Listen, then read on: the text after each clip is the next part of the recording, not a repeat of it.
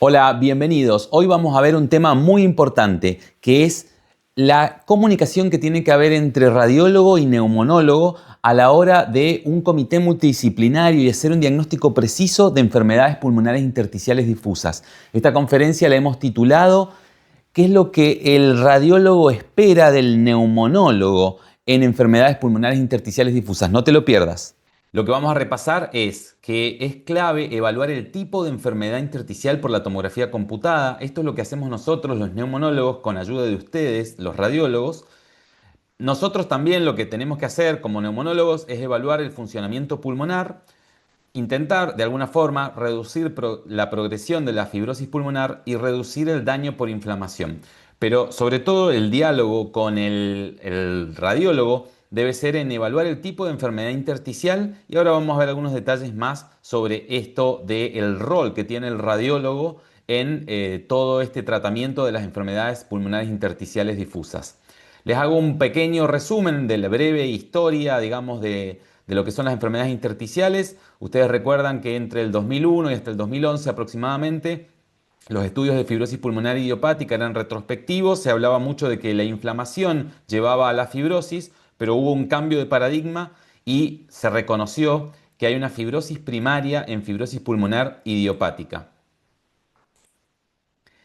Luego, en el 2014, salieron publicados los estudios Impulsis y Ascend, donde se aprueba el tratamiento con nintedanib y pirfenidona para fibrosis pulmonar idiopática, y queda establecido que los antifibróticos son como tratamiento estándar de la fibrosis pulmonar idiopática. En el 2019 hay otro cambio importante, que es el paradigma de fibrosis pulmonar progresiva, porque aparecen estos estudios, el estudio INBUILD, el estudio RELIEF, el estudio UILD. Y a partir de ahí, en el 2022, entonces aparecen estas primeras guías internacionales de fenotipo fibrosante y progresivo, multisociedades, en donde se define claramente este proceso que sucede en algunas enfermedades intersticiales. A grandes rasgos, como para que lo recordemos, estas guías nos proponen que tenemos que identificar a aquellos pacientes que tienen una tomografía computada con más de 10% de fibrosis cuantificada a ojo por el radiólogo, y entonces, si es así, la llamaremos enfermedad pulmonar intersticial difusa fibrótica. Eso puede ser una enfermedad más bien estable o no tan estable, sino más bien progresiva, como es el concepto de progresión en un paciente que progresa su función respiratoria, progresan sus síntomas y progresa el componente fibrótico en la tomografía computada. Fíjense qué importante entonces este concepto, cuantificar la fibrosis. Nos ponemos un poquito más precisos, más finos en estas guías que nos dicen, bueno, el empeoramiento de los síntomas respiratorios, tiene que haber evidencia fisiológica de progresión de la enfermedad, eso lo medimos en estudios de función respiratoria, y a la hora de ver y hablar con el radiólogo, esto es lo que necesitamos de los radiólogos, que definan bien estas características. Fíjense que tiene que haber evidencia tomográfica de progresión de la enfermedad. Por ejemplo, incremento de la extensión o severidad de las bronquiectasias y bronquielectasias por tracción. Nuevas zonas de vidrio esmerilado combinado con bronquiectasias. Nuevas zonas de reticulación fina. Incremento de la extensión del patrón reticular. Nuevas zonas o incremento de la extensión de las zonas de panalización, incremento en la pérdida de volumen en lóbulos pulmonares. De vuelta, este concepto de cuantificar la fibrosis, ser detallistas y hacer estudios comparativos de tomografías entre las tomografías previas y las actuales. ¿Este comportamiento agresivo de fibrosis pulmonar progresiva es frecuente? La respuesta es que sí, es frecuente. Aproximadamente 1 de cada 4 pacientes con una enfermedad intersticial pueden presentar este comportamiento agresivo que se llama fibrosis pulmonar progresiva. ¿Todos progresan con la misma velocidad? No. Los pacientes que tienen neumonía intersticial usual suelen progresar aún más rápido. Entonces es importante que detectemos a aquellos pacientes que tienen enfermedad con criterios de neumonía intersticial usual, aunque sea una presentación rara, atípica de la neumonía intersticial usual, pero si hay zonas de panalización, zonas de neumonía intersticial usual, o tiene un patrón símil, UIP, símil neumonía intersticial usual, bueno, lo podemos describir en el informe tomográfico, porque eso nos ayuda a nosotros a la hora de entender mejor la enfermedad, de entender el pronóstico del paciente y también nos ayuda mucho a la hora de pelear con el auditor, con la persona que está del otro lado en la obra social, en la aseguradora de salud, que nos va, digamos, a cuestionar muchas veces por qué estamos indicando un tratamiento. Entonces, si realmente vemos patrones más fibróticos como una neumonía intersticial usual, sería útil que lo aclaremos en el informe tomográfico. Fíjense, por ejemplo, en enfermedades autoinmunes, una enfermedad intersticial que no tiene neumonía intersticial usual progresa con aproximadamente una pérdida de 164 mililitros por año. Y si tiene neumonía intersticial usual, esto es más agresivo, 183 mililitros por año de pérdida de función pulmonar. En un contexto de NSIP idiopática es similar, fíjense, menos 100 mililitros versus menos 250 mililitros de promedio. Y en EPID inclasificables es lo mismo, 149 mililitros versus menos 208 mililitros cuando hay neumonía intersticial usual. A veces nos cuesta definir si hay neumonía intersticial usual. Fíjense esta tomografía y yo les digo rápidamente, traten de decirme si en esta zona que estamos evaluando tiene un patrón de neumonía intersticial usual. Y acá yo me quedaría pensando si esto no son bronquielectasias por tracción, zonas de reticulación subpleural. Me quedan dudas para definirlo claramente como un patrón de neumonía intersticial usual. Y fíjense ahora, el mismo paciente en un tomógrafo con una mejor configuración, donde no quedan dudas que esto es un patrón de neumonía intersticial usual con quistes de panalización subpleural en múltiples capas incluso, con zonas también de reticulación adyacente. Y fíjense que esto se logró gracias a un pequeño cambio en la configuración del tomógrafo.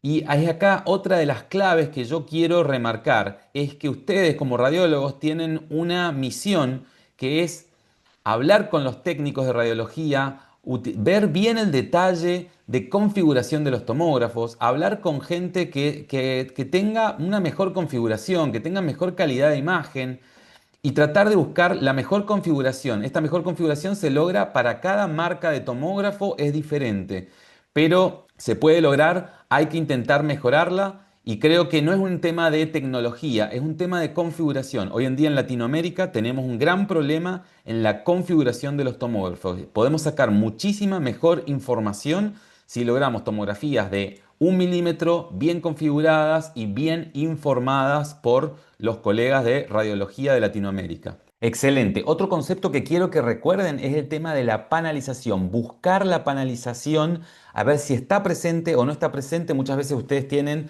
unos monitores de alta calidad donde pueden ver el detalle fino y si tiene o no tiene la panalización. Y muchas veces nosotros en el consultorio, a veces no tenemos acceso al estudio completo, a veces tenemos un monitor de no tan buena calidad como el que tienen ustedes para ver el detalle fino. Entonces, que ustedes nos intenten definir si tiene panalización o no es muy importante. Recuerden que la clasificación actual nos dice que si tiene panalización bien clara, la vamos a poner incluso un rótulo de neumonía intersticial usual típica, si cumple con los otros criterios. Y si no tiene panalización, vamos a hablar de neumonía intersticial usual probable. Y eso nos cambia un poquito la interpretación. Entonces tratemos siempre de buscar la panalización. A veces es más difícil encontrar la panalización y tenemos que buscar el detalle fino de cómo está la panalización. Bueno, este es un ejemplo clásico, ¿no? Lo que les estoy mostrando de panalización. Y esto que les voy a mostrar es una panalización exuberante. Esto ya es demasiada panalización, es algo demasiado evidente. Y cuando es así, deberíamos estar utilizando este término, panalización exuberante. Y se ha demostrado que cuando hay demasiada panalización y abarca la mayoría de las imágenes, deberíamos estar sospechando que hay una enfermedad autoinmune. Esto, por ejemplo, es un paciente con una artritis reumatoidea, con un patrón de neumonía intersticial usual, con una panalización exuberante. Entonces, fíjense que cuando hay demasiada panalización tenemos que sospechar enfermedad autoinmune. Bien, y a veces la panalización se confunde con esto, que es agrandamiento del espacio aéreo con fibrosis. Estas zonas que predominan en las zonas posteriores, que parecen bullas, que están rodeadas de zonas de fibrosis, y que se cree que está relacionado con una patología relacionada al tabaquismo. Se presenta de esta forma con estas imágenes de menor atenuación, donde los quistes, las paredes alveolares y los septos interlobulillares están como destruidos, formando estas imágenes similares a bullas rodeadas por fibrosis. Y el término correcto es agrandamiento del espacio aéreo con fibrosis. Ustedes saben que la clasificación actual es neumonía intersticial usual neumonía intersticial usual probable o indeterminado para neumonía intersticial usual, cuando la distribución, sobre todo de la fibrosis, no es la típica con gradiente apicobasal. Y ya existe una cuarta categoría que es una tomografía típica de alguna otra enfermedad.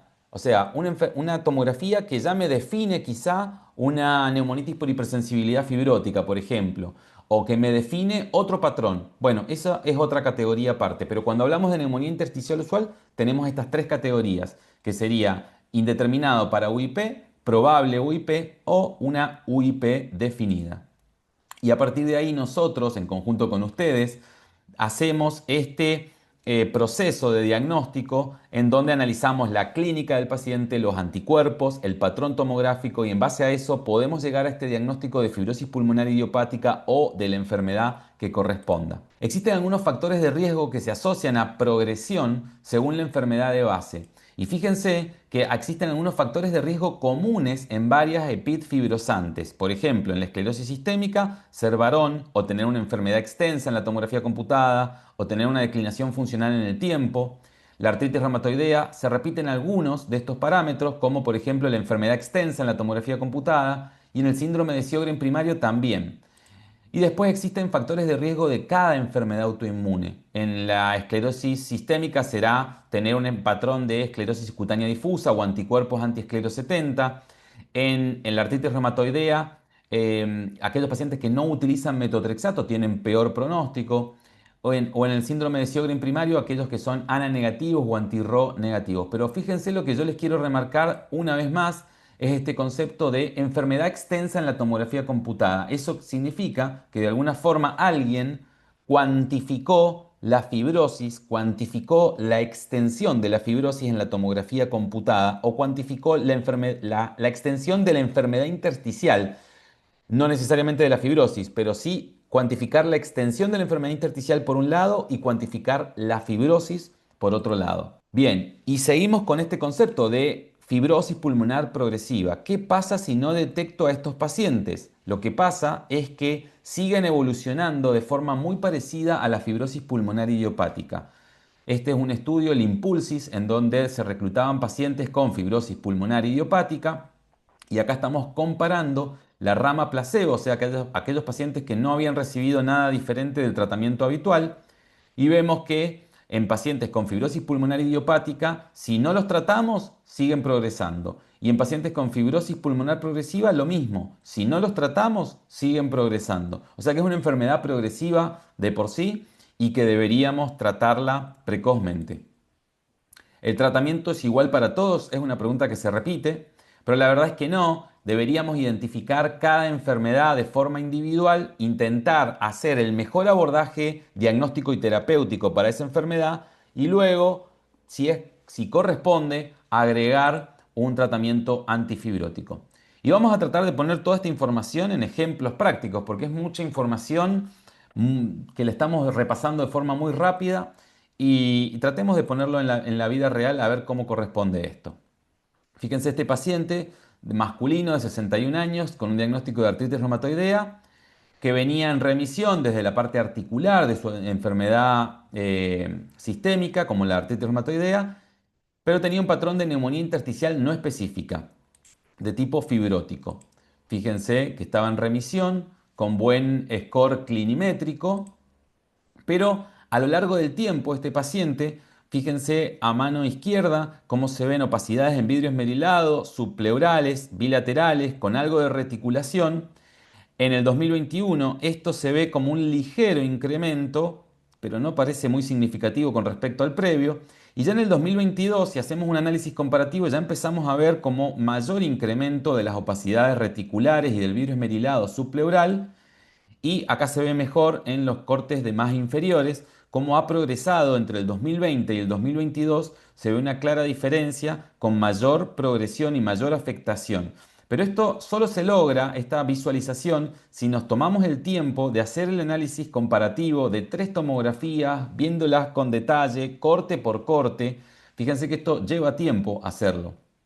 Y este paciente tenía un estudio de función respiratoria que al día del análisis inicial, 2022, parecía normal, pero cuando revisamos los estudios previos, nos dimos cuenta que había una progresión en capacidad vital forzada y DLCO con una caída de 510 mililitros de capacidad vital forzada en 25 meses y de 13% de DLCO. O sea que también tenía una progresión en los estudios de función respiratoria y requería tratamiento, en ese caso se le indicó nintedanib. Segundo ejemplo, vemos un paciente con un síndrome de Sjögren primario, con un fenotipo fibrosante y progresivo, en donde inicialmente se hizo un tratamiento inmunomodulador. Recuerden que el síndrome de Sjögren es una patología donde hay una disregulación, sobre todo de los linfocitos B, y en este caso se le dio micofenolato más corticoide a bajas dosis. Luego, con la progresión de la enfermedad, se le indicó rituximab. La enfermedad siguió progresando y en ese momento se le indicó nintedanib.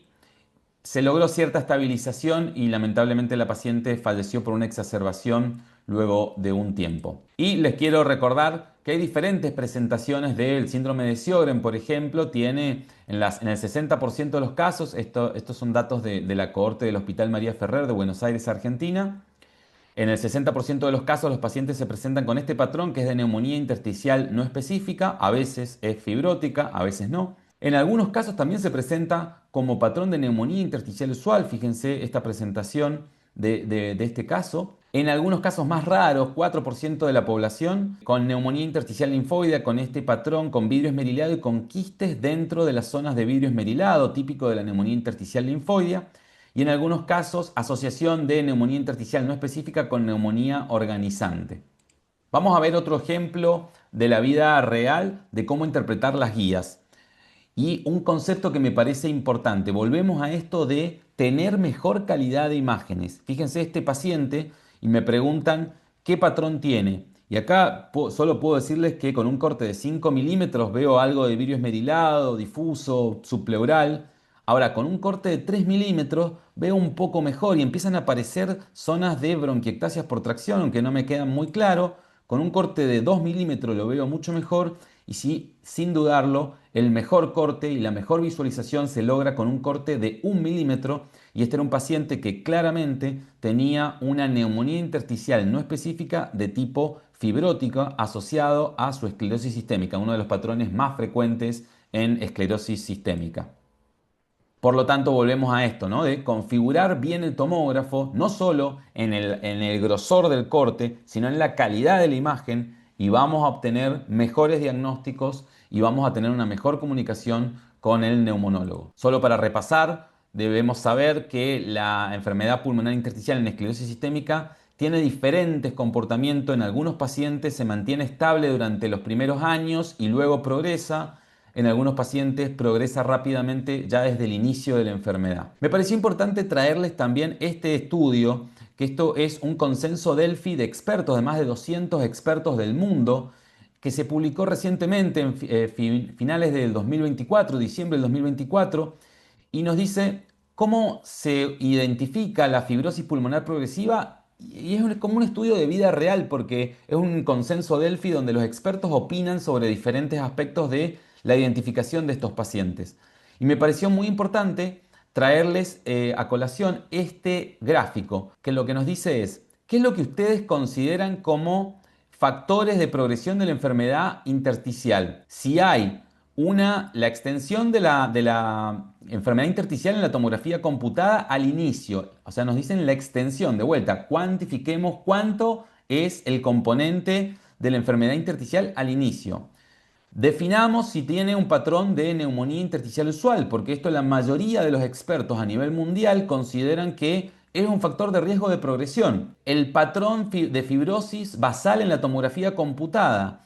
O sea, cuantifiquemos, veamos el componente fibrótico en la tomografía computada al inicio de la enfermedad intersticial. O sea, fíjense que 3 de los 4 factores más importantes que consideran los expertos de neumonólogos a nivel mundial, 3 tienen que ver con la tomografía computada. O sea, fíjense qué importante esta clase. Y por otro lado, nos dice en otra pregunta, ¿cuáles podrían ser los endpoints para definir progresión? Por supuesto, la caída en la capacidad vital forzada y la DLCO. Y sin duda, el incremento en la fibrosis en la tomografía computada lo ponen los expertos como uno de los factores más importantes a tener en cuenta. Por lo tanto, la cuantificación de la fibrosis es clave. Bien, y esta es una pregunta controvertida. Esto me llamó la atención en este consenso Delphi porque esto no es lo que hacemos al día de hoy, pero fíjense qué interesante.